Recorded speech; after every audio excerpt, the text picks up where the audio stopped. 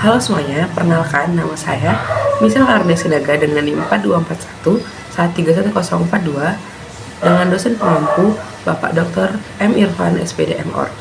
Hari ini saya akan membawakan materi pengantar pendidikan Pancasila. Yang pertama adalah penelusuran konsep dan urgensi pendidikan Pancasila. Pendidikan Pancasila merupakan proses pembelajaran yang menanamkan nilai, moral, dan karakter berdasarkan 5 sila Pancasila. Konsep ini tidak hanya menekankan pemahaman teori, tetapi juga penerapan nilai dalam kehidupan sehari-hari. Urgensinya muncul dari kebutuhan bangsa untuk menjaga persatuan, membangun karakter generasi muda, serta memperkuat identitas nasional di tengah arus globalisasi yang semakin kompleks. Yang kedua, ada alasan diperlukannya pendidikan Pancasila. Pendidikan Pancasila diperlukan karena masyarakat Indonesia hidup dalam keberagaman budaya, agama, dan sosial yang memerlukan fondasi nilai bersama. Selain itu, meningkatnya tantangan moral, perkembangan teknologi, serta potensi konflik sosial.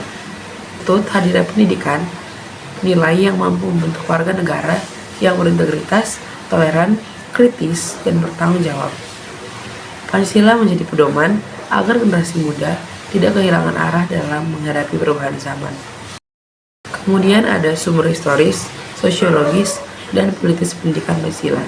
Secara historis, Pancasila lahir dari proses panjang, perjuangan bangsa, dan perumusan oleh para pendiri negara. Secara sosiologis, Pancasila mencerminkan karakter masyarakat Indonesia yang menjunjung gotong royong, keberagaman, dan kekeluargaan. Secara politis, Pancasila berfungsi sebagai dasar negara yang mengatur penyelenggaraan pemerintahan dan menjaga stabilitas kehidupan berbangsa.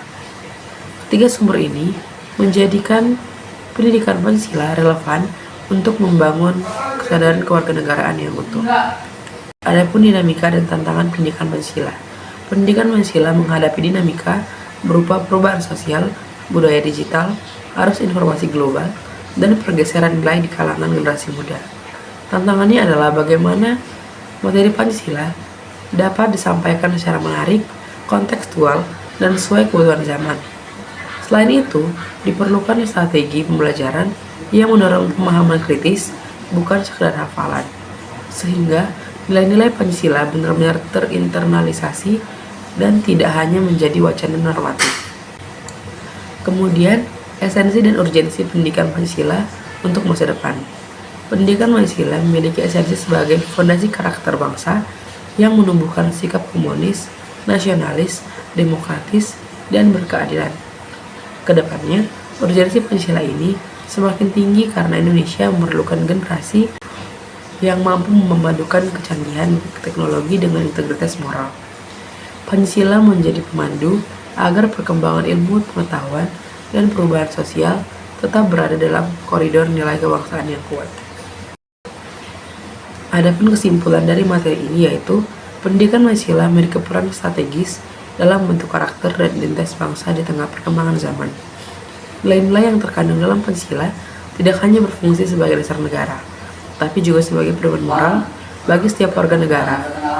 Melalui penelusuran konsep, landasan historis, sosiologis, dan politis, terlihat bahwa pendidikan Pancasila lahir dari pengalaman bangsa dan mencerminkan kebutuhan hidup bersama dalam keberagaman.